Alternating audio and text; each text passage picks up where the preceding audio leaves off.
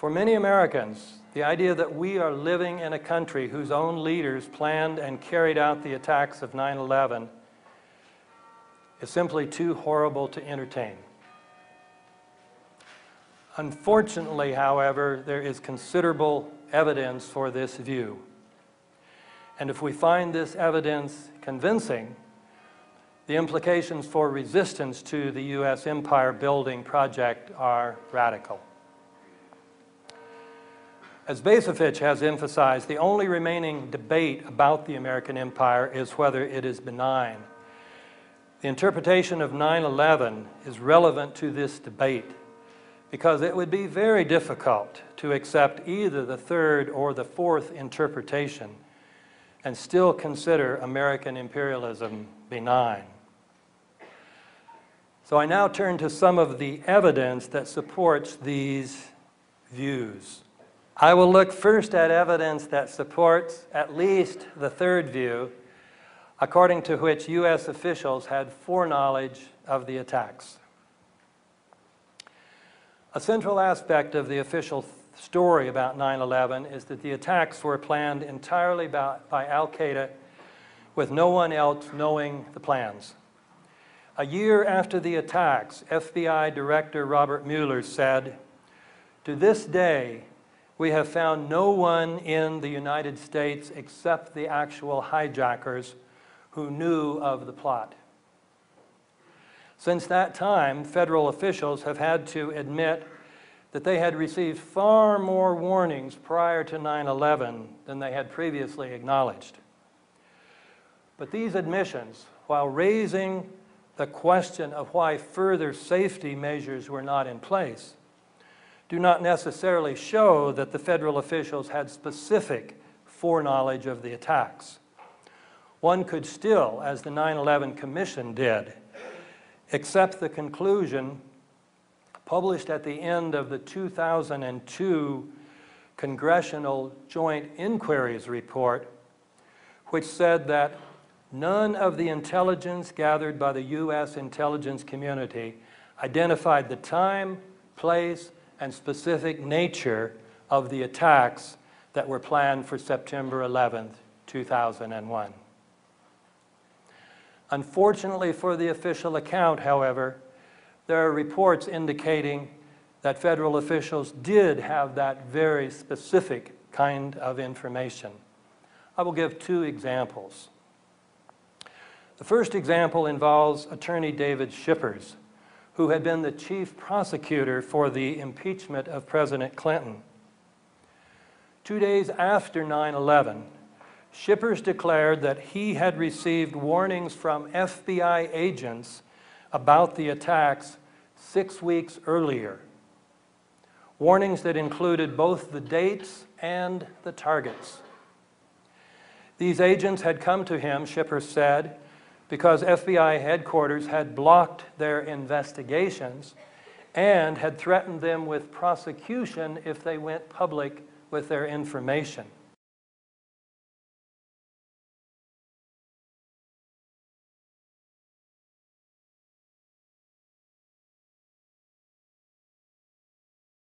Because FBI headquarters had blocked their investigations and had threatened them with prosecution if they went public with their information. And had threatened them with prosecution if they went public with their information. And had threatened them with prosecution if they went public with their information. So they asked Shippers to use his influence to get the government to take action to prevent the attacks. And Shippers surely, as the prosecutor of Clinton, should have had influence in Republican circles.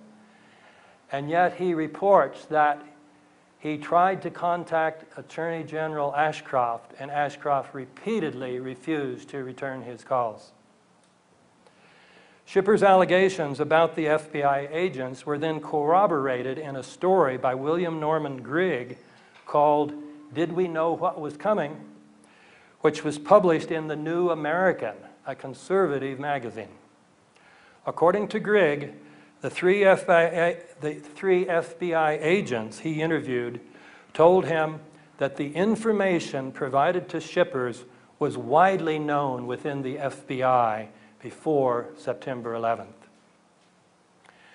If shippers, Grigg, and these agents are telling the truth, it would seem that when FBI Director Mueller claimed that the FBI had found no one in this country with advanced knowledge of the plot, he was not telling the truth.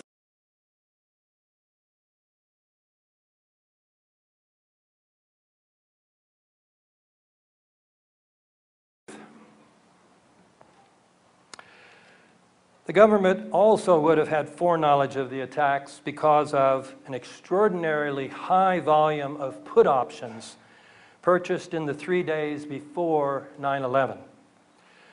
To buy put options for a particular company is to bet that its stock price is going to go down. These purchases were for two and only two airlines, American and United, the two airlines whose planes were used in the attacks, and also for Morgan Stanley Dean Whitter, which occupied 22 stories of the World Trade Center. The price of these shares did, of course, plummet after 9/11. As the San Francisco Chronicle said, these unusual purchases, which resulted in profits of at least tens of millions of dollars, raised suspicions that the investors had advanced knowledge of the strikes. Suspicions that the investors had advanced knowledge.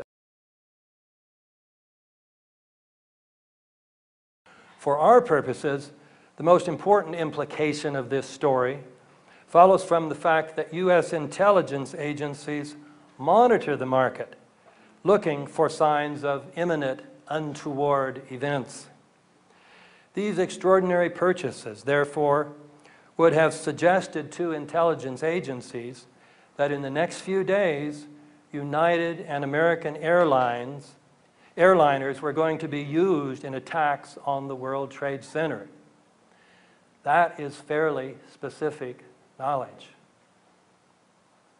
These two examples then imply the falsity of the joint inquiry statement that none of the intelligence gathered by the U.S. intelligence community identified the time, place, and specific nature of the attacks.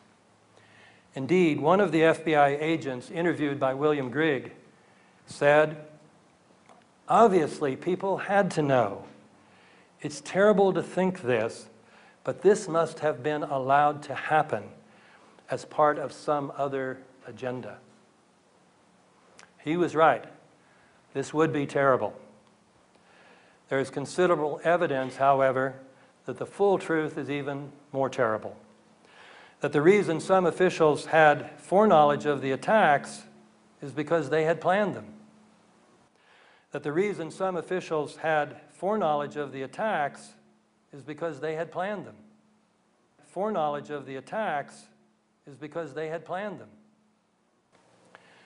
The evidence for this fourth view consists of features of the attacks in conjunction with behavior of U.S. officials that cannot be explained on the assumption that the attacks were planned and executed entirely by foreign agents.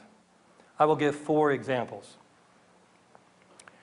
One feature of the attacks that suggests complicity by U.S. officials is the twofold fact that the U.S. military failed to stop the attacks on 9/11, and that then, since then, they have given us 3 different stories as to why they failed. These changing stories suggest that the military has been trying to cover up the fact that a stand-down order was given on 9/11, canceling the military's own standard operating procedures for dealing with hijacked airplanes. It is certainly clear that some agency, either the military or the FAA, failed to follow standard procedures on 9/11. When these procedures are followed, the FAA, as soon as it sees signs that a plane may have been hijacked, calls military officials, who then call the nearest Air Force base with fighters on alert, telling it to send up a couple of fighters to intercept the plane. Such interceptions usually occur within 10 to 20 minutes after the first sign of trouble. This is a routine procedure happening about 100 times a year. If you've read the story in Popular Mechanics, you know, one of their big lies is, oh, gee, there's only been one such interception in the last several years. No, it's a routine procedure, about 100 times a year. On 9/11, however, it did not happen. Why not? The military's first story was that no planes were sent up until after the Pentagon was hit. The military leaders were admitting, therefore, that they had left their fighters on the ground for almost 90 minutes after the FAA had first noticed signs of a possible hijacking. This first story suggested to many people that a stand-down order must have been given. By the end of the week, the military had put out a second story saying that it had sent up fighters, but that because the FAA had been very late in notifying it about the hijackings, the fighters arrived too late in each case. One problem with this story is if the FAA personnel had responded so slowly, heads should have rolled, but none did. An even more serious problem is that even assuming the truth of the late notification times, the military's fighters still had time to intercept the hijacked airliners before they were to hit their targets. The second story implied, therefore, that standard procedures had been violated by the military as well as by the FAA. To try to defend the military against this accusation, the 9/11 Commission report gave us a third story, according to which the FAA, after giving the military insufficient warning about the first hijacked airline, gave it absolutely no warning about the other three until after they had crashed. But as I have pointed out in my second book on 9/11, the 9/11 Commission Report, Omissions and Distortions, this account is wholly implausible. Besides portraying the FAA personnel from top to bottom as incompetent, bumbling dolts, the 9/11 Commission's account rests on claims that contradict many credible and mutually supporting testimonies. In some of these cases, the fact that the Commission is simply lying is obvious. In addition, this third story implies that the military's second story, which it had been telling for almost 3 years, was almost entirely false. So if our military leaders were lying to us all that time, why should we believe them now? And if our military is lying to us, must we not assume that it is doing so to cover up its own guilt? In sum, the behavior of the military, both on 9/11 and afterwards, combined with the fact that the 9/11 Commission had to resort to lies to make the U.S. military appear blameless, suggests that U.S. military leaders were complicit in the attacks. A similar conclusion follows from an examination of the attacks on the Pentagon.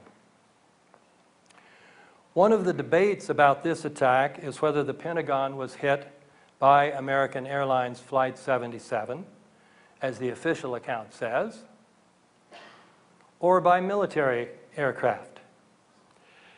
Either story, however, implies that the attack was, at least partly, an inside job. If we assume that the Pentagon was struck by Flight 77, we must ask, how could this have occurred? The Pentagon is surely the best defended structure on the face of the planet, for 3 reasons. First, it is only a few miles from Andrews Air Force Base, which has at least 3 squadrons of fighter jets on alert at all times to protect the nation's capital.